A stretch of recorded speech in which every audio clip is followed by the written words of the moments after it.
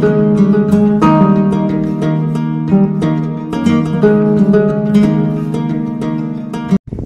Guys, তো আজকে আমাদের কাছে দুটো দেখো কাঁচা আম কুড়ি পেয়েছি। আজকে হবে হচ্ছে আম পোড়ার শরবত। তো দেখো আমাদের গাছে কিন্তু সেরকম আম হয়েছে ভালোই, কিন্তু পড়েনি, মানে কাঁচা আমটা ঠিক পড়ছে না, পাকা আমগুলোই পড়ছে আর ফেটে যাচ্ছে।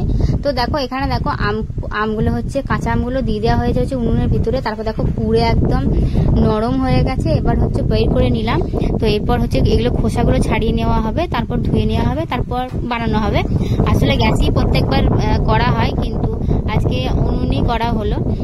তো লাস্টে ভাত করার পর উনুনে দিয়ে দেওয়া হয়েছিল। দেখো এখন আমি লঙ্কাটা পুড়িয়ে নিচ্ছি, আর গ্যাসে রান্না হচ্ছে বলে আমি বাইরে, এখানে দেখো গ্যাস লাইটই হচ্ছে আমি পুড়িয়ে নিচ্ছি। এইটা লঙ্কাটা দুটো লঙ্কা নিয়ে নিয়েছি, আর বাইরে তো হাওয়া দিচ্ছে, কারণ আমি বাইরেতেই বসে বসে আমটা আর কি ছাড়াচ্ছিলাম, কিন্তু প্রচন্ড হালছে বলে যাই হোক করে আমি বাড়িতে গিয়ে আবার পুড়িয়ে নিয়ে এলাম। তো দেখো এবার আমি জল দিয়ে আর কি ওটা ভিজিয়ে রেখেছিলাম, কারণ ভেতরে না কি বলতো ধুলো টুলো ছিল।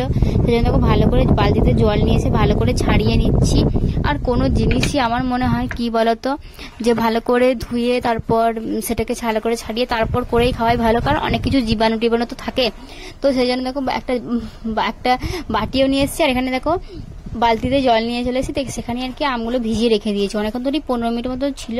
তারপর দেখো ভালো কত সুন্দর ছেড়ে গেছে, দেখো একদম হলুদ পাড়া লাগছে না আমটা পুড়ে।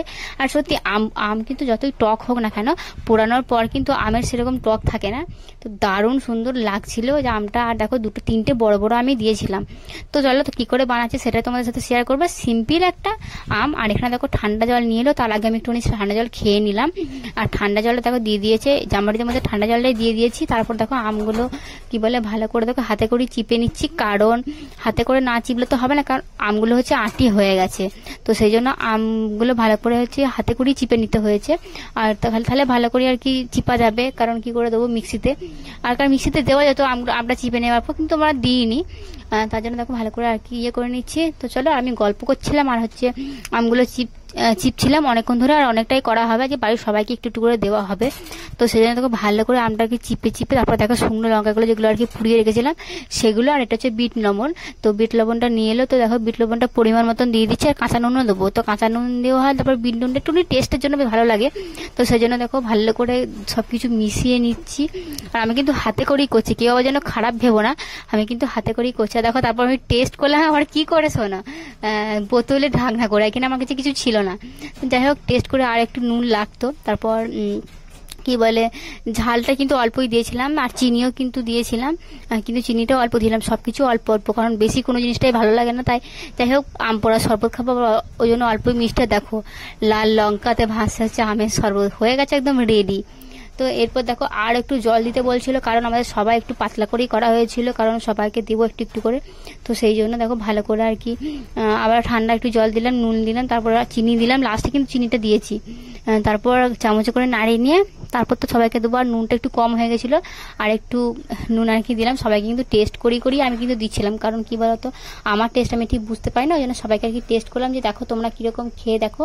তারপর সবাইকে দিলাম, আর একদম পুরো রেডি হয়ে গেছে। এবার দেখো গ্লাসে করে আর কি সবাইকে ছেঁকে দেবো, কারণ না ছেঁকে দিলে আবার কি হয় লঙ্কার বীজগুলো আছে, তা সেই জন্য দেখো সবাইকে ছাঁকনি করে ছেঁকেই দেওয়া হচ্ছে। তো দেখো ছেঁকেটাকে একদম আমিও বসে গেলাম, সবাইকে দিয়ে আমি এখন খেতে বসে গেলাম আম পোড়ার শরবত।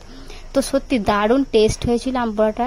জানি না যারা বাড়িতে এখনো পর্যন্ত করে খাওনি তারা অবশ্যই করে খেও, আমার তো ভালো লাগে। আমি কিন্তু এই বছরে এই ফার্স্ট টাইমে আম পোড়া শরবত খেলাম, আমি এর আগের বছরে একবার খেয়েছিলাম। তো তখন বেশ ভালো, তখন কিন্তু আমটা গ্যাসে পুড়িয়েছিলাম, আরো ভালো করে পুরানো হয়েছিল, ভালো করে সত্যি সুন্দর লাগছিল খেতে। আর সত্যি একটা গরমের টাইমে আম পোড়ার শরবত হেভি লাগে, কারণ কি বলতো কি বলে এই গরম টাইমটাই কিন্তু আমটাও পাওয়া যায়, কারণ এই টাইমটায় তো কাঁচা আমটা পাওয়া যায়, বাকি টাইমে তো পাওয়া যায় না। আর আমি কিন্তু গল্প করছিলাম, বলছিলাম যে কোন গাছের আমাদের আম বেশি বড় হয়েছে, তো সেটাই আমি গল্প করছিলাম। তারপর দেখো খেয়ে দিয়ে এখন আমি বসে আছি, সত্যি অনেক টেস্টি হয়েছিল অনেক। তো যারা বাড়িতে এখনো বানিয়ে ঝটাপট করে খেয়ে নাও। আবার দেখাবে কোনো নেক্সট ব্লগে।